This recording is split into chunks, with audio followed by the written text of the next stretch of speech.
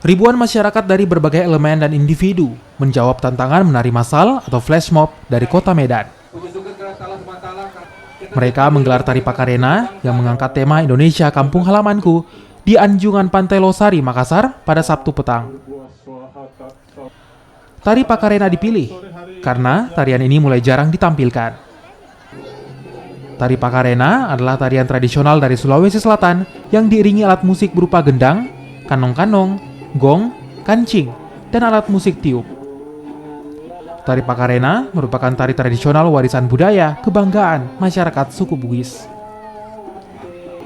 Tari Pakarena pertama kali ditampilkan pada abad ke-17 saat Pangalipata Raja dinobatkan sebagai raja di Gantarang Lalabata. Tari Pakarena Gantarang diciptakan konon berkaitan dengan kemunculan Tumanurung atau bidadari yang turun dari langit untuk memberikan petunjuk pada manusia di bumi. Setiap gerakan dalam tari Pakarena memiliki makna khusus, di mana posisi duduk menjadi awal dan akhir tarian.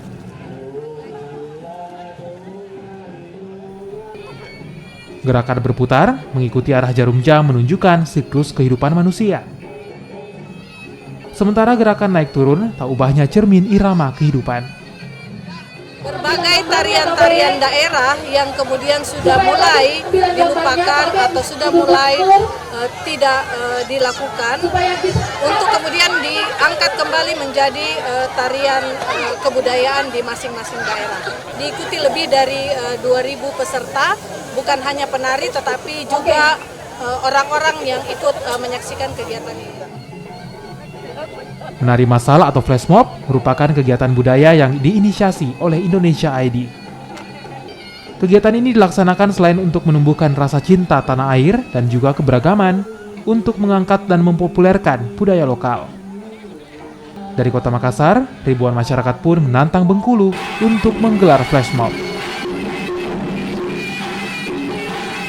Arif Tirtana, Kompas TV, Makassar, Sulawesi Selatan.